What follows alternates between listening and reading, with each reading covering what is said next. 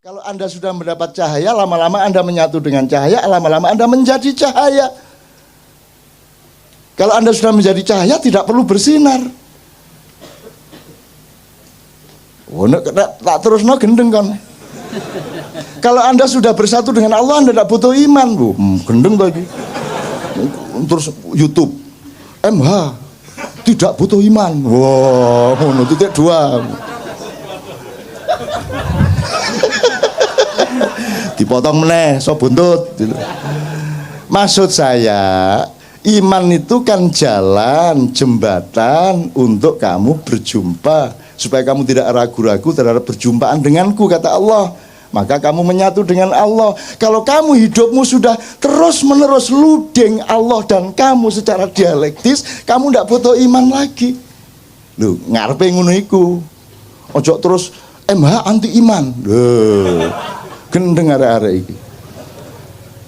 Saya ditanya wartawan MI, Cak, kalau puasa Mbak Novia memasakkan apa kalau buka? Terus aku jawab, pokoknya saya itu ndak ingin yang susah-susah. Maksudnya, ya misalnya daging ayam itu kan kudu betot, dicekel apa? Belunge terus angel gue, Mas. Aku tempe tahu wis gampang, bleng ngecapi cepet. Terus besok keluar di koran MI, MH2 saya anti daging. Ya, apa ini? Saya anti daging. Oh, jangan vegetarian. Nah, runo terusan akhirnya. Saya ndak vegetarian. Saya tidak anti daging. Bayangin kalau saya vegetarian dan saya yakin kepada vegetarianisme, terus semua manusia itu vegetarian, dunia akan hancur. Lah terus PT gak dibelah, wedhus ambruk, jalan Tamrin wedhus kabeh. Dek Senayan PT petok. Lah ndak boleh disembelih, dibunuh ndak boleh, sembelih ndak boleh, terus piye? Wes akhirnya overpopulasi, kambing, sapi, kerbau, wes sembarang, burung dara semua nggak boleh diapa-apain kok. Jadi kalau vegetarian karena keperluan pribadi tidak ada masalah, tapi jangan dijadikan ideologi. Kalau tak laksanakan bener kan ngeluh dewe kan dasmu. Bayang no, pewete iki. Macet-macet petok ubur petok ya apa. Istana iki sine wedhus. Ngarani bose.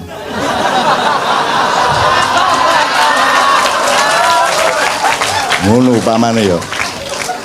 Oke, sekarang saya tanya, iki wis entek waktu nira aku kudu nang repot iki rek. Oke. Anda di sini jujur insyaallah ya. Berarti Anda sama Allah kompatibel, luding dia pada Anda, ya. Sekarang saya tanya, kalau di rumah berapa persen bisa jujur? Di rumah tanggamu sama istri, sama suami, sama anak, berapa persen bisa jujur? Nggak usah kamu jawab, cukup di batin. Ya. Begitu kamu ke kantor, berapa persen jujurnya? Kamu kalau jujur di kantormu hancur apa jaya? Kalau kamu jadi anggota DPR, dibutuhkan kejujuran berapa persen? Mana yang lebih dibutuhkan, kejujuran atau kekejaman? Mana yang dibutuhkan, kesantunan apa ketegaan hati? Jadi di negara ini, di mana tempat kejujuran? Di mana tempat kesucian? Di mana tempat kemurnian? Di mana tempat objektivitas? Di mana tempat keadilan? Hanya di sini. Pas Jumat kedua tok. Nanti pulang ya nggawa gak jujure dhewe. Ngerti teman sekalian ya? Bisa Anda teruskan negara yang tidak ada tempat untuk kejujuran? Bisa Anda teruskan? Apa yang salah sebenarnya? Ini negara atau bukan? Ini pemerintah atau bukan? Oke. Tak singkat ya, itu jawaban dewe. Sampai kapan kamu bisa meneruskan keadaan seperti ini? Gini aja, terakhir. Salah satu parameternya gini. Parameter orang ingkar sama Allah, parameter orang mentiadakan Allah, menganggap Allah tidak ada, itu salah satunya adalah juga tidak mengakui hakikat ciptaan Allah. Misalnya Allah menciptakan batu, kerikil, kerakal, watu, Aki enggak sih? Ya.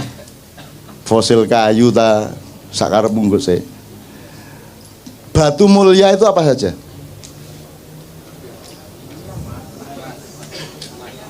Emas, intan, berlian. Oke, mau milih apa? Intan gitu ya? Intan ya? Oke, 3 aja kita ambil 3 dari variabel ini. Intan, emas, batu. Kalau intan, emas, batu, Anda bisa nggak ngukur dengan mata Anda ini emas beneran atau tidak? Nggak bisa ya? Ini berlian harganya mahal, itu gimana caranya kamu ngukur? Jadi yang benda kelihatan mata saja Anda tidak bisa ngukur. Sekarang Anda tahu nggak bahwa manusia itu dibikin oleh Allah, ada yang berkualitas batu, ada yang berkualitas tembaga, silver apa namanya, perak, emas, berlian, intan, mutiara. Betul enggak? Percaya enggak Anda bahwa ada manusia mutiara? Siapa contohnya manusia mutiara? Muhammadun Basyarun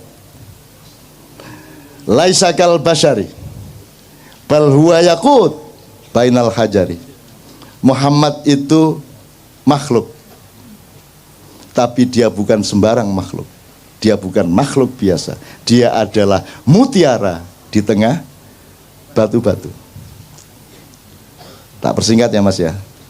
Sekarang orang ngerti nggak bedanya manusia batu sama manusia mutiara? Diajarkan nggak di sekolahan? Untuk membedakan manusia bermutu dan tidak, diajarkan nggak? Orang sekarang ini, rakyat Indonesia ngerti nggak bedanya manusia batu sama manusia mutiara? Nah kalau tidak, tolong simulasi. Bangsa yang tidak mengerti bedanya batu dengan mutiara, itu bisa terjadi apa pada mereka? Sebab nanti ada mutiara yang dibuang karena toh orang tidak mengerti mutiara. Ada batu yang dimutiara-mutiarakan dengan pencitraan melalui Kompas, Tempo, dan lain sebagainya.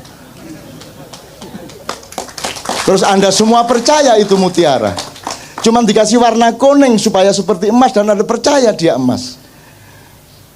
Terus Anda harus pakai demokrasi, dan demokrasi itu biar seon emas sama seon batu sama. Satu suara. Demokrasi itu lahir dari bangsa yang tidak mengenal kemutiaraan manusia. Saya enggak provokasi ya. Di Quran itu yang disebut Allah apa? Ini Mas, sudah nikah? Belum? Mbak sudah nikah? Belum? Kok kabeh perawan ya apa? Yo no abi panis iki. Udah nikah? Udah. Lebih penting mana, negara apa nikah? Nikah, jelas ya. Umumkan tuh kepada setiap orang, negara kalah penting. Sekarang pilih mana, negaramu bubar atau pernikahanmu bubar? Dah jelas. Jadi kamu memberi bobot sesuatu itu mesti ngerti mana emas, mana mutiara, mana batu. Kalau kamu tidak mengerti itu, kamu akan celaka. Lebih parah lagi seterusnya. Nah sekarang ini yang terjadi adalah, untuk apa saya ambil emas mahal, susah nyarinya. Mbok sudah saya ambil batu saja, tapi tak cat seperti emas. Itu yang terjadi. Musik ya gitu, DPR ya gitu, pemerintah ya begitu, kan yang dicarikan batu-batu. Jadi kalau kamu sekarang oleh Allah diberi karomah sehingga Anda adalah mutiaranya bangsa Indonesia, Anda harus siap untuk sengsara, siap untuk tidak dianggap, karena yang berkuasa dan yang punya duit tidak akan mau membeli Anda karena terlalu mahal harga Anda. Mending ambil batu dianda-andakan, ngerti nggak? Ngerti ya? Oke. Sementara tidak ada orang marah, orang juga nggak ngerti kok bedanya emas sama. Jadi teman-teman sekalian, di Ma'iyah ini nomor 1 adalah tolong belajar kualitas manusia. Tolong mempelajari mana manusia batu, mana manusia mutiara, mana emas. Zaman kalau di Quran hanya disebut ada raja. Dan raja itu yang menentukan sebenarnya Allah, yaitu kalau orang rakyatnya sudah mengetahui, oh itu memang orang mutiara itu.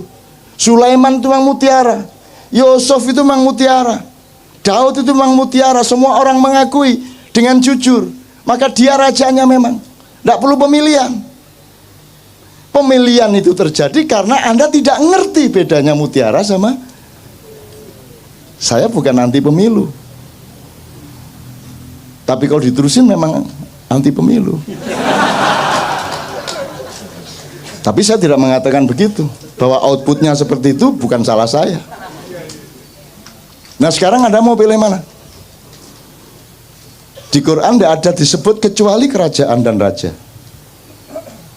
Dan Anda ditipu selama 500 tahun ini. Anda pikir yang di sana itu kerajaan, itu bukan kerajaan, itu bukan raja. Raja nggak begitu. Raja punya kualitas, raja punya wibawa. Kalau pakai terminologinya Ronggo Warsito ya Satrio Pinandito Sinisian Wahyu, Sinanding Wahyu, enggak apa-apa, Sinisian Sinanding bodoh sama. Jadi Anda harus bisa melihat. Nah sekarang mutiara-mutiara justru dihancurkan. Apakah dia inovator teknologi? Harus dihancurkan. Apakah dia wartawan kreatif? Dikeluarkan. Karena Anda mutiara, Anda mau jujur, mau jernih, mau berbinar-binar seperti mutiara, Anda dikeluarkan. Yang dibutuhkan batu-batu yang dipoles. Karena sekarang yang nomor satu pencitraan. Yang penting itu bukan kamu itu ayam atau bukan. Yang penting rasamu ayam. Bener nggak? Kata Sabrang, jeruk itu hanya dipakai untuk cuci piring. Nah yang diminum orang itu yang rasa jeruk. Gendeng bang saya. Apalagi orang Jawa, ini sedang periode di mana orang Jawa memperhinakan dirinya. Kalau ada sinetron yang paling rendah derajatnya pasti orang Jawa. Kalau pembantu rumah tangga harus orang Jawa. Kalau pelawak yang dibodoh-bodohkan pasti orang Jawa. Bahwa bahasa yang paling jelek adalah yang medok. Sehingga orang Jawa pun kalau di televisi menjawa-jawakan dirinya, bagaimana kamu kok baru datang sudah malam begini. Ya gak ada orang Jawa ngomong ngono rek. Dimedok-medokkan. Jadi dia bikin jeruk tanaman, bikin jambu, bikin opo, ternak lele. Engkok nek wis ada jeruk yang bagus disebut jeruk Bangkok. Pokoknya Jawa itu saya ngelek dewe. Begitu apik nek gak Bangkok, Bombay, apa meneh, Jumbo, Mandarin kan gitu. Pokoknya yang istimewa, yang mutiara disebut luar negeri. Nah Anda bulan depan harus mulai tahu bahwa Anda ini direkayasa untuk ditutupi, dimusnahkan, dipendem, dihancurkan, disembunyikan dalam waktu yang sangat lama, 500 sampai 700 tahun tergantung cara kita melihat bagaimana. Tetapi ini sudah sampai hampir ujungnya, dan kita akan menemukan zaman yang baru sesudah itu. Insya Allah tidak lama lagi. Yang sehat badanmu, yang sehat, doakan saya juga sehat. Ini sudah berakhir, akan berakhir, tapi kita masih akan lucu ndak karu-karuan beberapa tahun ke depan ini. Terus lucu sampai jangan guyu gitu. Itu ya teman-teman sekalian ya. Pokoknya mutiara dan batu ya, tolong diingat. Itu aja kira-kira saya kira saya harus segera ke airport. Saya mohon tidak bersalaman malam hari ini karena engkau sudah rohani ya. Kalau engkau masih membutuhkan tangan, jasad dan materialku, engkau rendah. Tapi karena engkau dan aku sudah mengalami pertemuan rohani yang agung, maka tidak perlu bersalaman secara langsung. Itu caranya mergo kati kepengin cepet-cepet. Loh ya kan gitu, orang hidup kan mesra ya kalau begitu kan. Ya kan berarti aku sudah menyalamimu ini sekarang. Gitu ya. Tak doain semua Anda di sini akan oleh Allah dibuka seperti Rasulullah dibuka oleh Jibril dada dan kepalanya. Amin. Hidupmu akan semakin terbuka. Kapan Anda butuh, Anda dapat dari Allah. Kapan Anda ada kesulitan, langsung Anda ketemu kemudahannya. Amin ya rabbal alamin. Saya mohon kita semua.